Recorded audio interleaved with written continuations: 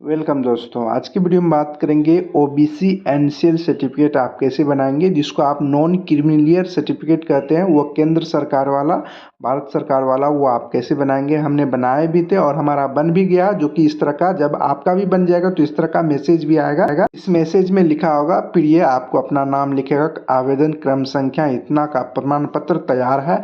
इसे अपने ईमेल या अपने डिजी लॉकर या लिंक से डाउनलोड कर सकते हैं। इस तरह जब भी आपका बन जाएगा तो इस तरह का मैसेज आएगा कि आप डाउनलोड कर लीजिए। चलिए हम आपको इस वीडियो में स्टेप बाय स्टेप करके बताते हैं कि आप अपना वाला कैसे अप्लाई कीजिएगा। इसके लिए सबसे पहले आपको क्रोम ब्राउज़र को ओपन करना है। सर्च बार में RTPS लिखकर सर्च कीजिएगा, RTPS लिखकर सर्च कीजिएगा।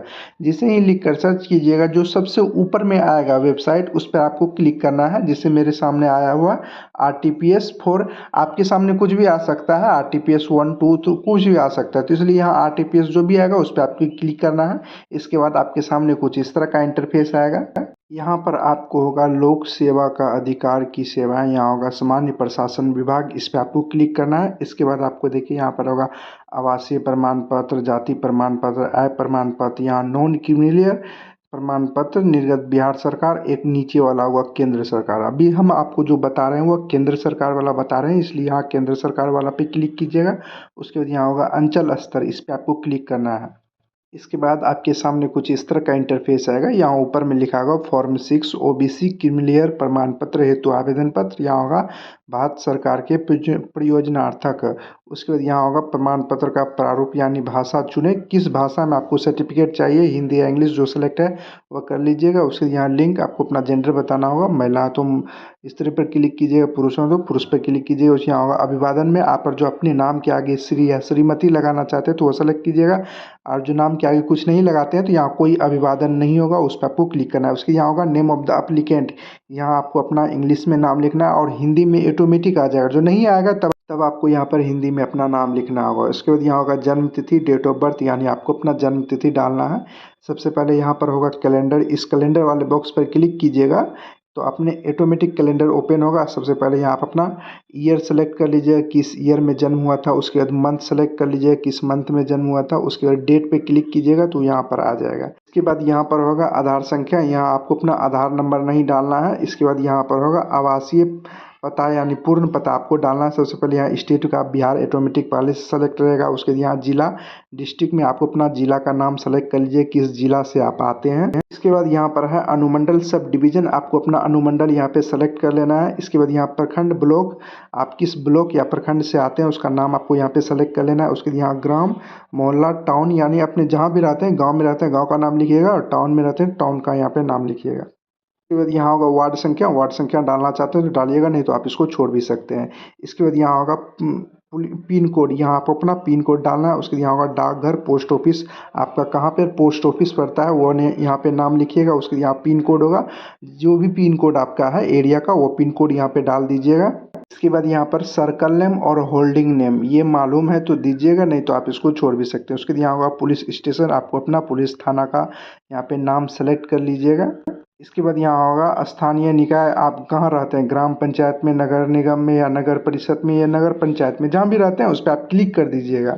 इसके बाद यहाँ नीचे में उसका नाम आपको सेलेक्ट करने के लिए आएगा। जैसे ग्राम पंचायत में रहते हैं तो गांव का नाम यहाँ पे सेलेक्ट कर लीजिए, किस गांव में रहते हैं। इसके बाद यहाँ पर नीचे में अस्थायी पता, टेम्पोररी एड्रेस, इसका मतलब होता है आप अभी वर्तमान में कहाँ रह रहे हैं।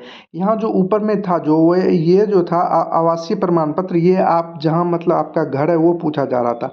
ये जो एड्रेस है अस्थायी पता वाला, टेम्पोररी एड्रेस, ये है कि आप अभी वर्तमान में कहाँ रह रहे हैं वो आपको बताना। जो मान लीजिए आपका घर और वर्तमान में आप जहाँ रह रहे हैं दोनों सेम है तो यहाँ बॉक्स होगा सेम अस एबव, इस पर आप क्लिक कीजिएगा तो जो ऊपर में भरे होंगे वही नीचे में ऑटोमेटिक आ जाएगा। और जो नहीं है तब आपको इस बॉक्स पे टिक नहीं करना है। इसके बाद जहाँ आप अभी वर्तमान में रह रहे हैं टेम्पोररी एड्रेस में, वो आपको यहाँ पे डाल देना है। मेरा सेम ही है इसलिए हम यहाँ पे बॉक्स पे टिक कर देंगे, जो ऊपर में भरे थे वही नीचे आ जाएगा। उसके यहाँ होगा धर्म, रिलीजन, आप किस धर्म से आते हैं, हिंदू, मुस्लिम, सिख, ईसाई, जो भी आते हैं वो यहाँ नाम लिखिएगा। उसके यहाँ वर्ग यानी कैटेगरी, किस कैटेगरी से आते हैं वो कैटेगरी आपको सेलेक्ट करना है। उसके यहाँ जाति का नाम यानी कास्ट, आप अपना किस जाति से हैं वो कास्ट का नाम यहाँ पे सेलेक्ट कर लीजिएगा। उसके यहाँ उपजाति और उपजाति का क्रमांक ऑटोमेटिक आ जाएगा, नहीं आएगा तो छोड़ दीजिएगा, इसको भरना जरूरी नहीं है। उसके बाद यहाँ नीचे में पेशा ऑक्यूपाइजेशन यानी आपकी पेशा क्या है। अगर जो छात्र हैं तो स्टूडेंट पर क्लिक कीजिएगा, कोई काम करते हैं तो गवर्नमेंट में है तो गवर्नमेंट जॉब पर क्लिक कीजिएगा, जो भी है वो अपना यहाँ से सेलेक्ट कर लीजिएगा। उसके यहाँ केंद्र सूची की पिछड़ा जाति का क्रमांक ऑटोमेटिक आ जाएगा। उसके बाद यहाँ होगा नेम ऑफ द फादर, आपको अपना पिता का नाम लिखना है। उसके हिंदी में यहाँ पिता का नाम ऑटोमेटिक आ जाएगा, नहीं आएगा तब आपको लिखना है। इसके बाद आपको यहाँ पर होगा पिता की जाति, कास्ट ऑफ फादर, यानी आपको अपने पिता का यहाँ पे जो भी कास्ट से आते हैं आपके पिता हुआ आपका यहाँ पे नाम सेलेक्ट कर लीजिएगा। इसके बाद यहाँ होगा नेम ऑफ द मदर्स, यानी आपको अपना माता का नाम लिखना है। इसके बाद यहाँ माता का नाम हिंदी में ऑटोमेटिक आ जाएगा, नहीं आएगा तब आपको हिंदी में लिखना होगा। उसके बाद यहाँ होगा नेम ऑफ द हस्बैंड, और जो शादीशुदा है महिला है तब आपको यहाँ हस्बैंड का नाम लिखना है, और यहाँ पति का नाम हिंदी में ऑटोमेटिक आ जाएगा। इसके बाद अब आपको यहाँ पर एक फ़ोटो अपलोड करना होगा, ईमेल आईडी और मोबाइल नंबर डालना। सबसे पहले यहाँ पर अपना होगा आवेदन का ईमेल आईडी यहाँ पे डालिएगा। उसके यहाँ होगा आवेदन का फ़ोटो आपको अपलोड करना होगा। फ़ोटो अपलोड करने के लिए यहाँ होगा चूज़ फाइल, इस पर आप क्लिक कीजिएगा। जहाँ भी आप फ़ोटो रखे होंगे उस फाइल को आप सेलेक्ट कीजिएगा। जैसे ही फ़ोटो अपलोड होगा वो आपको यहाँ स्क्रीन पर कुछ इस तरह से दिखाई भी देने लगेगा। इसके बाद यहाँ होगा आवेदक का मोबाइल संख्या, यहाँ आप अपना मोबाइल नंबर डालिएगा। मोबाइल नंबर वही डालिएगा जो आपका चालू हो, क्योंकि उस पर OTP जाएगा। डालने के बाद जैसे ही मोबाइल नंबर डालिएगा उसके बाद यहाँ पे क्लिक कीजिएगा, तब आपके मोबाइल नंबर पर OTP जाएगा। वही मोबाइल नंबर का यहाँ होगा इंटर OTP, उसको यहाँ पे डालकर यहाँ होगा वैलिड, इस पर आपको क्लिक करना है। इसके बाद यहाँ ऊपर में लिखा आएगा वेरीफाइड, इस पर आपको ओके पर क्लिक करना है। इसके बाद आपको नीचे आना है। अब आपको यहाँ पर अभिभावक पिता पति की स्थिति आपको बताना। जैसे कोई संवैधानिक पद पे है, जैसे पिता है तो पिता के आगे यहाँ पे लिखिएगा किस संवैधानिक पद पे है। माता है तो माता पे के आगे लिखिएगा। पति है तो पति के यहाँ के लिखिएगा किस पद पे है। उसके यहाँ पद नाम का बताना है। उसके बाद माता का यहाँ बताना है, जो माता पति है तो पति के आगे बताना है। देखिए ये बताना ज़रूरी नहीं है, और जो है तब आपको बताना, नहीं है तब ये आप नहीं बताइएगा। उसके यहाँ सरकारी सेवा केंद्र या राज्य का बताना है कि किस पिता है तो पिता के आगे लिखिएगा, माता है तो माता के आगे लिखिए, पति है तो पति के आगे लिखिए। उसके पद नाम वेतन नियुक्ति की तिथि आपको बताना है। उसके बाद यहाँ फ़ोन नंबर में है अंतर्राष्ट्रीय सेवा में नियोजित है, और जो यहाँ तो उसका किस संगठन से जुड़े हैं। पिता जुड़े हैं तो पिता के आगे लिखिएगा, माता जुड़ा है तो माता के आगे लिखिएगा, पति जुड़ा है तो पति के आगे लिखिएगा। नहीं जुड़ा है ये सब चीज़ भरना जरूरी नहीं है, आप इसको छोड़ भी सकते हैं। उसके यहाँ पद नाम सेवा का नाम तिथि से, यानी किस तिथि से किस तिथि तक जुड़े थे वो सब यहाँ पे होगा। निजी क्षेत्र के नियोजन के लिए जो कोई है तो वो आपको बताना है। संगठन फर्म का नाम पद नाम नियुक्ति की तिथि ये सब आपको बताना है। उसके बाद यहाँ घ नंबर में है आर्म्ड फोर्स या पैरामिलिट्री से है तो उसके यहाँ बताना है पद का नाम बताना है। उसके बाद वेतन बताना है व्यवसाय के लिए। उसके यहाँ पेशा बताना है, यहाँ पिता माता या पति का पेशा बताना। देखिए ये जरूरी नहीं है, जिसमें रेड कलर का स्टार लगा हुआ है वही आपको भरना, जरूरी नहीं है कि ये सब में आपका नहीं लगा है इसलिए आप इसको छोड़ सकते हैं। और जो है तब आपको भरिएगा, नहीं है तब आपको ये सब चीज़ नहीं भरना, आपको डायरेक्ट नीचे आना है। तो ये भी नहीं भरना है, हम बता देते हैं। यहाँ होगा संपत्ति का विवरण, पिता माता वयस्क बच्चों के नाम पर कोई है तो आपको यहाँ पता क्षेत्रफल सिंचित संचित ये सब चीज़ आपको डालना है। उसके बाद यहाँ होगा कुल सिंचित असिंचित जमीन प्लॉटेशन फसल फल पता क्षेत्रफल ये सब आपको डालना है। ये सब चीज़ नहीं भी भरिएगा चलिएगा, और जो है तब भर दीजिएगा। आपको क्या भरना है चलिए हम आपको बताते हैं। देखिए यहाँ वार्षिक आय होगा तो आपको यहाँ लिखना होगा, जैसे नौकरी से आता है कितना आता है, व्यवसाय से आया कितना आता है, पेंशन से कितना आता है, कृषि से आया कितना आता है। मान लीजिए कृषि को किसी से मतलब मान लीजिए कृषि से आता है तो यहाँ कृषि के बॉक्स में आगे में लिख दीजिएगा जितना आता है। उसके यहाँ वार्षिक आय में ऑटोमेटिक आ जाएगा। उसके नौकरी से व्यवसाय से ये सब नहीं आता है तो इसका आप छोड़ दीजिए, और आता है तब लिखिएगा, नहीं तो आप इसको छोड़ दीजिए। इस चारों में से किसी एक से तो आपका आता होगा घर का इनकम, तो इस चारों में से किसी एक का आपको यहाँ पे लिख देना है। उसके यहाँ कुल वार्षिक आय में ऑटोमेटिक आ जाएगा। उसके यहाँ होगा क्या आप भुगतान करते हैं यानी ITR भरते हैं तो आप भरते हैं तब हाँ कीजिएगा, नहीं तो नो पे क्लिक कीजिए। उसके यहाँ होगा क्या संपत्ति कर के अंतर्गत आता है यानी टैक्स के अंतर्गत आता है, जो आता है तब हाँ कीजिएगा, नहीं तो नो आता है यानी नो पर क्लिक कर दीजिए। उसके यहाँ होगा अन्य कुछ अन्य बात लिखना चाहते तो आप लिखिएगा, नहीं तो आप इसको छोड़ दीजिएगा। आपको ये चारों भरना जरूरी है, जैसे नौकरी से है व्यवसाय से है पेंशन से है कृषि से है। इस चारों में से किसी एक से आता है इसलिए उसके आगे आपको जितना आता है वो लिखिएगा। आप इनकम सर्टिफिकेट यानी आप जो आय प्रमाण पत्र बनाए होंगे उसमें भी आपका लिखा होगा तो वही जो आय प्रमाण पत्र में लिखा है वही आपको यहाँ पे डाल दीजिएगा, जिससे भी आता है जितना आता है। इसके बाद आपको यहाँ पर नीचे आना है, यहाँ होगा संकलन चुने। यहाँ पे जितने भी बॉक्स होंगे वो टिक कर दीजिएगा। देखिए ये जो सर्टिफिकेट है इसको बनाने के लिए ये जो प्रमाण पत्र आप अभी बनाइएगा केंद्र सरकार वाला, इसमें आपको 3 चीज़ जरूर लगेगा। एक तो आपका कास्ट सर्टिफिकेट लगेगा, रेसिडेंशियल यानी निवास प्रमाण पत्र, आय यानी इनकम सर्टिफिकेट आपको लगेगा। इस तीनों बनेगा तभी आपका ये बनेगा। वो चीज़ आप नहीं दीजिएगा तब ये आपका प्रमाण पत्र यानी केंद्र सरकार वाला एनसीएल नहीं बनेगा। इसलिए अगर आपने अभी तक नहीं बनाया है जाति, कास्ट और इनकम सर्टिफिकेट, रेसिडेंशियल सर्टिफिकेट, तो इस वीडियो के डिस्क्रिप्शन में सभी का लिंक दे दिया हूँ, आप उस पर बारी बारी से देख सकते हैं और कैसे आप अप्लाई कीजिएगा उसमें बताया गया है। ये तीनों बनने के बाद ही ये सर्टिफिकेट बनेगा। इसलिए इस तीनों बॉक्स पर आपको क्लिक कर देना है। इसके बाद आपको यहाँ पर नीचे आना है, यहाँ आई एग्री होगा, पहले से बॉक्स पर टिक होगा, नहीं होगा तब टिक कर दीजिएगा। उसके बाद यहाँ जो कैप्चा लिखा है उसको यहाँ पे डालकर सबमिट होगा, इस पर आपको क्लिक कर देना है।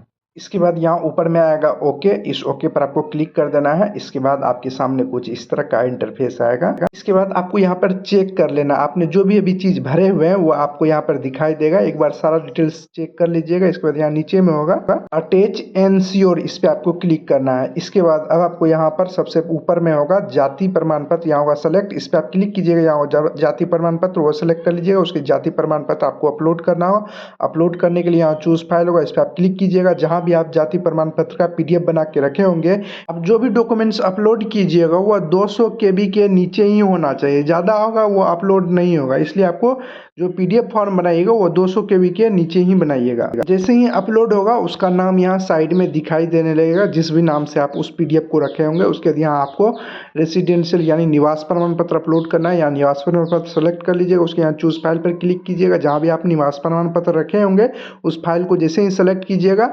जिस भी नाम को से आप फाइल को सेट किए होंगे वह यहाँ पे नाम आ जाएगा। उसके बाद यहाँ आपको इनकम सर्टिफिकेट यानी आय प्रमाण पत्र अपलोड करना है। आय प्रमाण पत्र भी आपको उसी तरह अपलोड करना है। अपलोड करने के लिए यहाँ चूज फाइल पर आप क्लिक कीजिएगा। जिस भी नाम से आप रखे होंगे फाइल, वो फाइल का नाम सेलेक्ट कीजिएगा तो उसका नाम यहाँ आपको शो होने लगेगा। इसके बाद अब आपको यहाँ पर लेटर अपलोड करना होगा। देखिए ये शपथ पत्र है, ये शपथ पत्र आपको यहीं मिलेगा। चलिए हम आपको बताते हैं कहाँ मिलेगा। ये शपथ पत्र आपको अपलोड करना होगा। शपथ पत्र आपको यहीं पर मिल जाएगा। इसके लिए आपको इसी वेबसाइट पे आइएगा। इसके बाद यहाँ पर नीचे आइएगा, देखिए यहाँ लिखा होगा श्वेता सहायता अनुभव, इसी में होगा महत्वपूर्ण डाउनलोड, इस पे आपको क्लिक करना है। जैसे ही आप इस पे क्लिक कीजिएगा तब आपके सामने कुछ इस तरह का आएगा।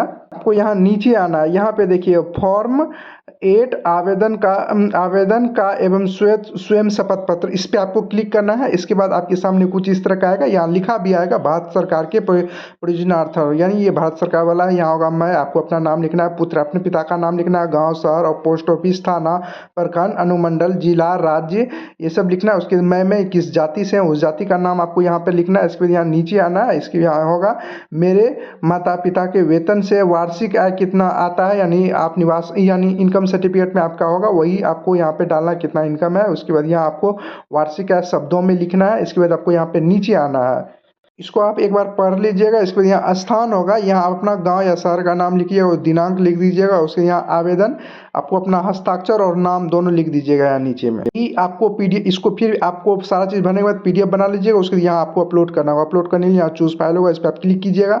जहाँ भी आप पीडीएफ बना के रखे होंगे उस फाइल को आप सेलेक्ट कीजिएगा तो यहाँ पर उसका नाम शो होने लगेगा, जिस भी नाम से आपने वो फाइल सेव किए हैं अपने मोबाइल में। इसके बाद एक डॉक्यूमेंट्स आपको देना होगा, यहाँ होगा दस्तावेज, यहाँ सेलेक्ट कर लीजिएगा। जो भी दस्तावेज आप देना चाहते हैं, जैसे आधार कार्ड देना चाहते हैं तो आधार कार्ड पर क्लिक कीजिएगा।